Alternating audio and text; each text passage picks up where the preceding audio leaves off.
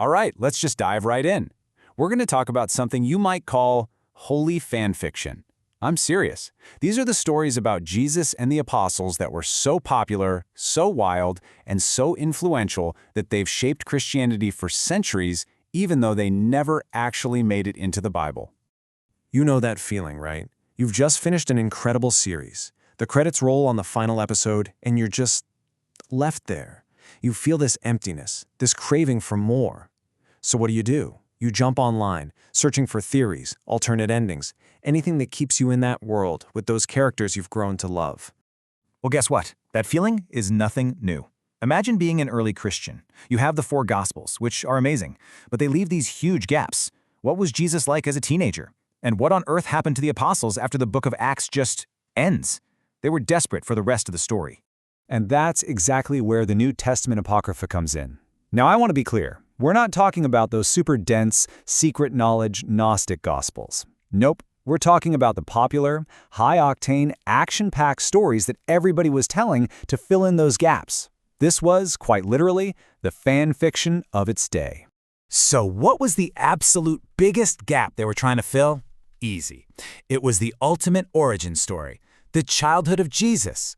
I mean, think about it. The Gospels show us his birth, and then boom, we jump to him at 12 years old schooling the elders in the temple. The very next time we see him, he's 30, getting baptized. That's an 18-year gap. A huge part of his life is just a blank page. You can bet people wanted to know what happened. This hunger for a backstory gave us texts like the Infancy Gospel of Thomas. And folks, this book is absolutely wild. Just listen to this.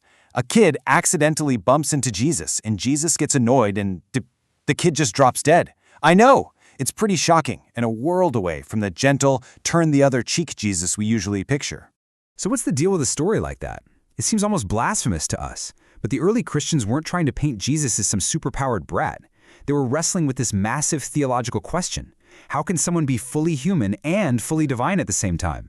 To them, if Jesus was truly human, he had to learn. He had to figure out how to control this immense power inside him, kind of like a superhero learning to use their powers. It's a messy but incredibly honest way of trying to understand the incarnation. And this need to fill in the blanks didn't just stop with Jesus. When the book of Acts ends, the story of the apostles feels like it just gets cut off mid-season. So what did the early Christians do? They wrote the sequels themselves, and they were basically action movies. Just take the story from the Acts of Paul and Thecla. Thecla becomes this hardcore follower of Paul, and her life turns into one insane trial after another. She gets thrown to lions, but a friendly lioness protects her. She baptizes herself by jumping into a pit of water, and she escapes from man-eating seals. Yes, you heard me right. Man-eating seals. Now, it's really easy for us to laugh at the man-eating seals, but we have to remember who is reading this. For a community facing real, brutal persecution and execution by the Roman Empire, these stories were a lifeline. They were proof that God's power could show up in spectacular ways to save the faithful. Thecla was the action hero they desperately needed. Okay, all of this leads to a pretty obvious question, right?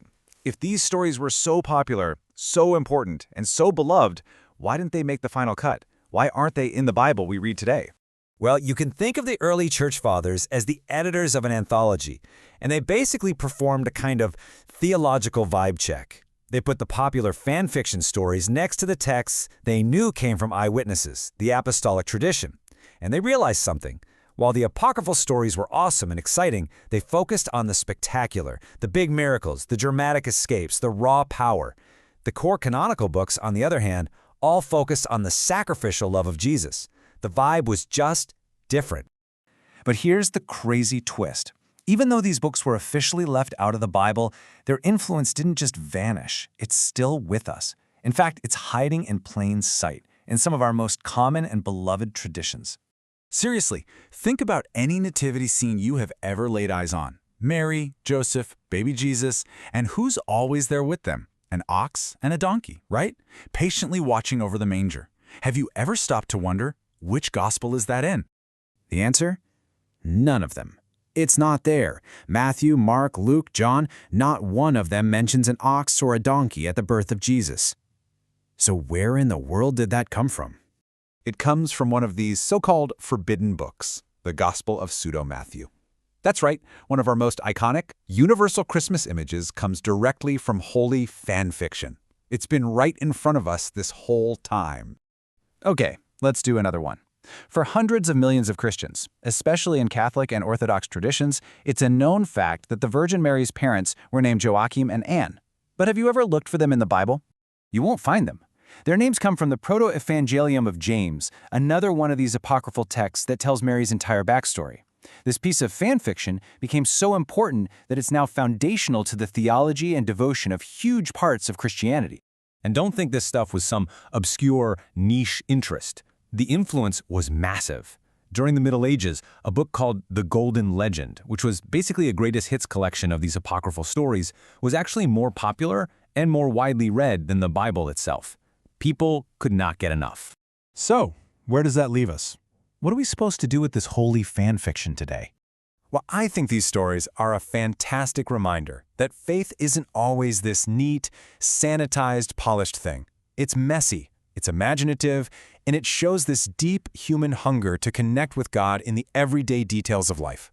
That story of a young Jesus learning to control his power, that reflects our own struggle to grow, to use our gifts for good. It's profoundly relatable. So this really isn't about uncovering some hidden truth that the church tried to suppress. It's about joining a beautiful, ongoing conversation. It connects us directly to the faith, the imagination, and the deep, passionate love for Jesus that people felt almost 2,000 years ago. Those early Christians saw gaps in the story, and they filled them with tales that gave them hope and helped them make sense of the world. They played their part in the continuing story of faith.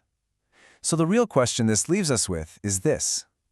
Faith is a living, breathing story. So what part will you play in it?